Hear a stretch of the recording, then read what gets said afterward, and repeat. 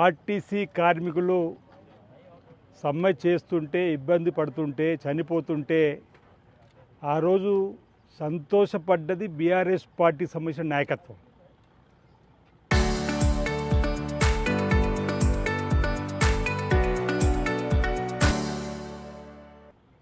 యాభై రోజుల పైన సమ్మె జరిగి 30 మంది పైచిలుకు ప్రాణాలు కోల్పోతే పట్టించుకొని బీఆర్ఎస్ ప్రభుత్వం ఆనాటిదైతే ఈరోజు ఆర్టీసీ కార్మికులు సమ్మె చేస్తుంటే కార్మికుల పక్షాన నిలబడి మూడో రోజులోనే ఆ సమ్మెను ముగింపు చేసి కార్మిక సంఘాలు కోరిన కోరికలు తీర్చేటువంటి ప్రయత్నం చేసి మా చిత్తశుద్ధి నిరూపించుకున్నటువంటి సందర్భం.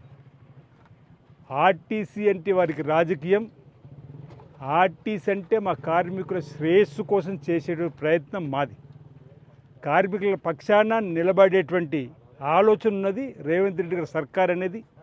గౌరవ పొన్నం ప్రభాకర్ గారు రవాణా శాఖ మార్చులుగా తీసుకున్న నిర్ణయం కానీ, బట్టి విక్రమార్క నాయకత్వంలో చేసుకున్నటువంటి కార్యక్రమం కానీ, సోదరుడు ఆర్టీసీ కార్మికుడు మరణిస్తే రాజకీయం చేయాలని చూసింది వాళ్ళు.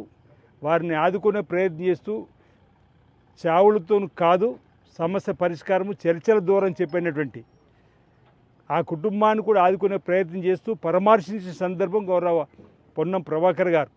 ఆ రోజు బీఆర్ఎస్ నాయకులు కూడా కనీసం కార్మికులకు ఇబ్బంది అయితే పరామర్శించిన సందర్భాలు లేవు.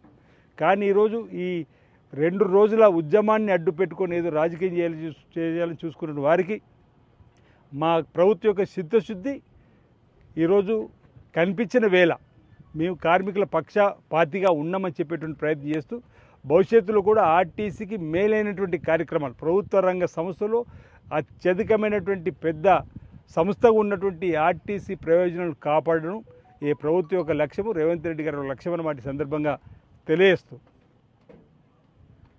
కవిత కేసీఆర్ కూతురు ఈరోజు కొత్త పార్టీ పెట్టింది, తెలంగాణ రాష్ట్ర సేన అంటే టీఆర్ఎస్. కొత్త పార్టీని మేము స్వాగతిస్తున్నాం. కవిత మాటల్లో కేసీఆర్ని ఉద్దేశించి మనసు లేని మనిషి అని చెప్తున్నది. మేము అదే చెప్తున్నాం కదా మొదటి నుంచి. మా రేవంత్ రెడ్డి గారు పీసీ అధ్యక్షుల్లో ఉన్న నాటి నుంచి కూడా మేము అదే చెప్తున్నాం. ఈ రోజుకైనా కేసీఆర్ గారు కూతురే గారాల కూతురు కొత్త పార్టీ పెట్టినప్పుడు కేసీఆర్పై చేసినటువంటి విమర్శలు. కవిత ఏమంటున్నది, మేము అధికారులకు వస్తే ఇది చేస్తాం అది చేస్తామని చెప్పే ప్రయత్నం చేస్తున్నది. మేము ఆల్రెడీ మా ముఖ్యమంత్రి రేవంత్ రెడ్డి గారి నాయకత్వంలో ప్రజాపాలనలో మీరు చేస్తామనేటివి మేము చేసి చూపిస్తున్నాం. ఇప్పుడున్న పరిస్థితులలో కొత్త పార్టీకి స్పేస్ ఉందని భావిస్తలేను. తండ్రి మీద కోపంతో సోదరుడి మీద కోపంతో ఒక పార్టీ పెట్టుకొని సామాజిక బాధ్యతగా ముందుకు వస్తుందని చెప్పినటువంటి సందర్భం కాబట్టి మేము కొత్త పార్టీ వస్తే స్వాగతిస్తామని చెప్తున్నాం. కానీ మీరు ఏదైతే చేయబోతున్నామని చెప్పి ఈరోజు చెప్పినరో వాటన్నిటినీ ఈరోజు మేము చేసిన సందర్భం. ఈరోజు కేసీఆర్ వెంట దయ్యాలని చెప్పినటువంటి కవిత గారు ఈరోజు ఏకంగా ఒక కొత్త పార్టీ పెట్టి బారాస పైన తిరుగుబాటు చేసినట్టుగానే కొత్త పార్టీ యొక్క ఆవిర్భావాన్ని మేము చూస్తున్నాం. కుటుంబంలో ఉన్నటువంటి వ్యవహారాలపైన చర్చ జరుగుతున్న వేళ ఈ పార్టీ ఉద్యమించిందిగా మేము చూస్తున్నాం. కవిత ప్రశ్నలకు సమాధానం చెప్పాల్సిన బాధ్యత బీఆర్ఎస్ నాయకత్వం పైన ఉంది. మొదటి నుంచి కూడా బీఆర్ఎస్ పార్టీ హయాంలో ప్రజల పక్షాన నిలబడి ఏ ఒక్క కొత్త కార్యక్రమాలు అమలు చేయలేరు, దాచుకోవడము దోచుకునేటువంటి కార్యక్రమం జరిగిందనే మాట. మరో మాట అనేది కవిత కనీసం ఫోన్లలో మాట్లాడుకునే స్వేచ్ఛ కూడా లేకుండా పోయింది ఆ రోజులని. అంటే టెలిఫోన్ ట్యాపింగ్ జరుగుతుంది అని మేము చేసినటువంటి ఆరోపణకి ఈరోజు తను మాటలు తన కార్యక్రమాలు ఏదో హరీష్ రావు ఇల్లు సంతోషరావు ఇల్లు బంగారమయం అయితే తెలంగాణ బంగారమయం కాలేదు కదా అన్నది.